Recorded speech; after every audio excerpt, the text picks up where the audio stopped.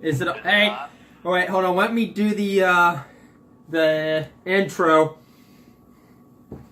Hey, greatoutdoorsman.net. God damn it!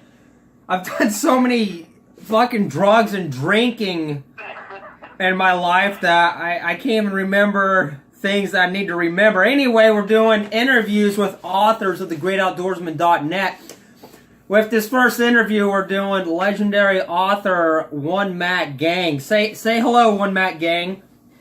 Hello, OneMatGang. Attaboy. Now, on the greatoutdoorsman.net, you're known as the cook because no one else does discussions about cooking, only you. Tell me about the cooking discussions, OneMatGang. Attaboy. You know, tonight, tell me what you think of this meal that I cooked. Tonight, I got a pork loin.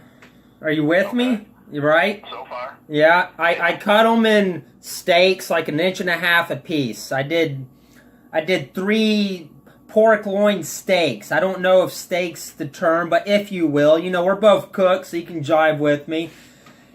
And I had those searing in a hot pan, and in another pan I had apples I cut up, onions and mushrooms.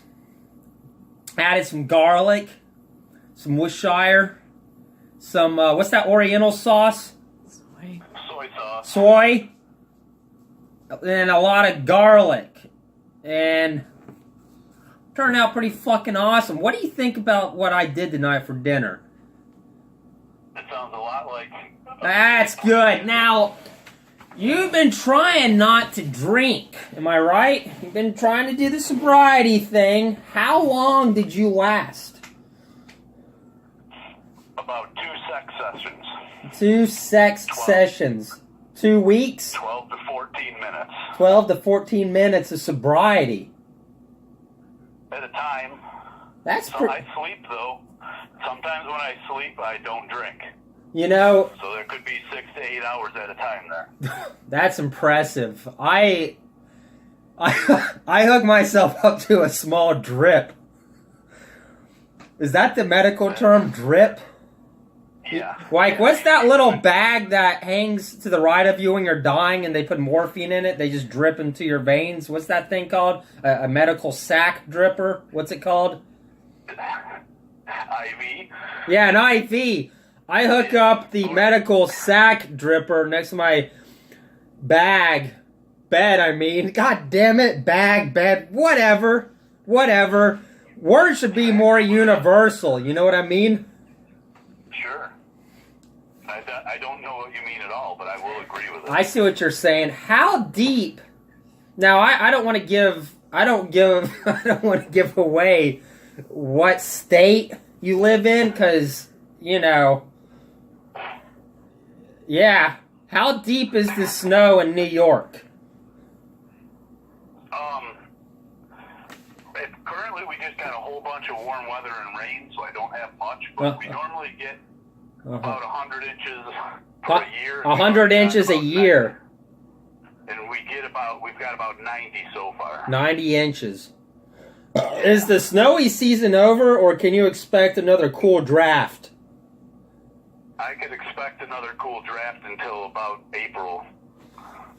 April. Yeah. Probably even May. Like, we'll get frost and from... Wow, this is riveting stuff. What kind of beer are you drinking on the night? Genesee Cream Ale from Rochester, New York. Genesee Cream Ale from Rochester, New York. Is it a hops? No, it's American Piss in a can. You buy a 30-pack of it for $12. That's weird. It is. Dude, when it comes to cheap beer, you know, I went through a Busch phase. As far as cheap beers go, Busch isn't bad on the taste buds. And of course I went through a Pabst phase. Have you ever been through a Pabst phase? Absolutely. Every poor person has. Every poor man's been through a Pabst phase. Yeah. But screw that shit. It's not strong enough. When I relapse, I love drinking Natty Ice, because it's like now there's this new Natty Ice. It was like, I think Natty Ice is like 8.5 or it's like Natty Moonshine now. But now there's this new stuff. It's like 9%, and the hangover's horrible because it's like you drink piss in a can. This shit's shit in a can. Yeah. But it gets you there, buddy. Like, man, when I get drunk, my family needs to watch out. You know what I'm saying? I've seen the videos. I mean, I get on that wife beater shirt, and I'm a tornado. Like, I'll put them in their place if they cross me. You know, you can't stink dad, the man of the house. I meant stink eye. Hold on.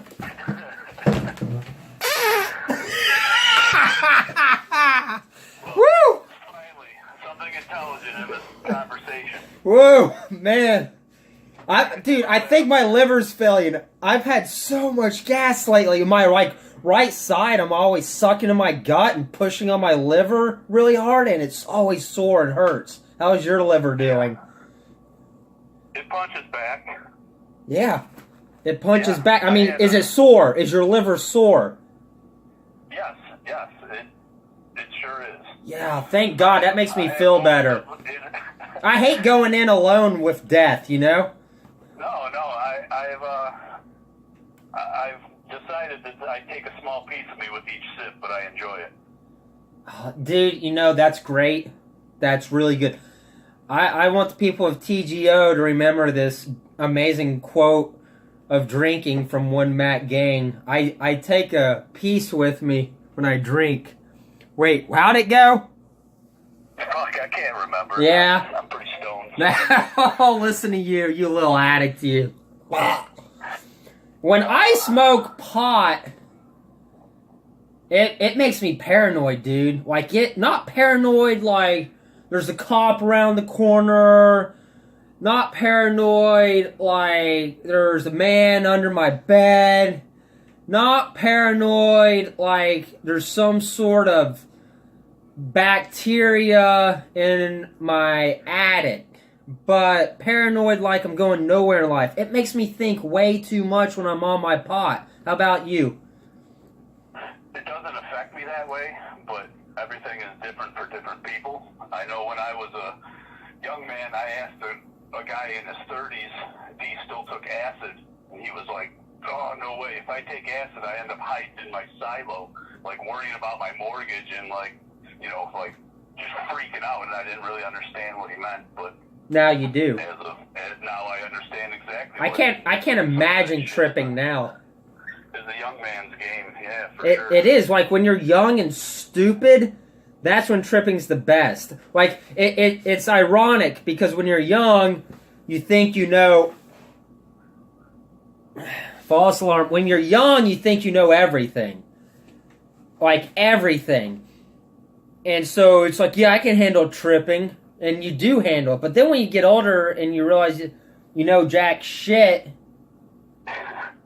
it's terrifying to trip because it makes you think. And thinking when you get older is fucking lame, man. Yeah, reality can be a motherfucker. Whatever reality is. But that's a different story for a different interview. Am I right? I agree. How many beers have you pounded tonight?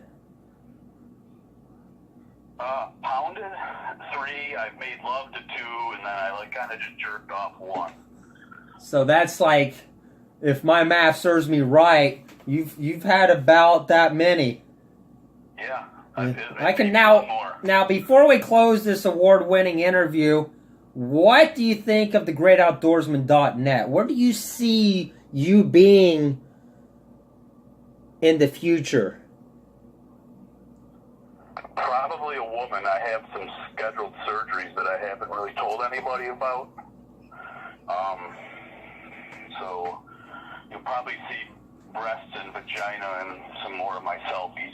That's one of the things I see in the future. Man, that's awesome, bro. I think men cutting off their dicks and putting a taco in there,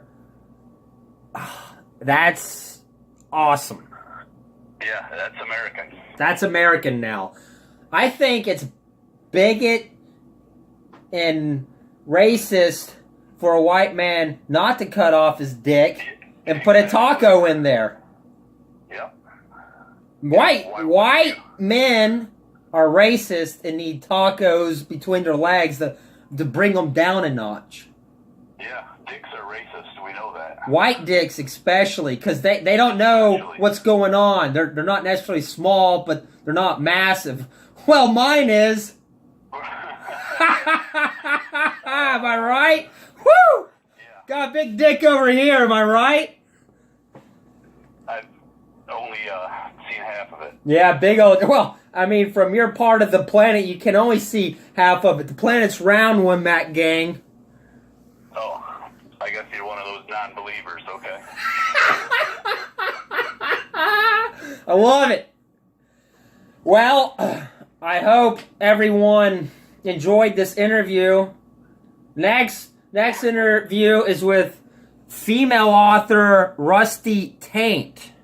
Well, we really set the bar pretty high for her, so I hope she can live up to all this winning. Okay, don't hang up. I'm just going to tell my female to turn it off.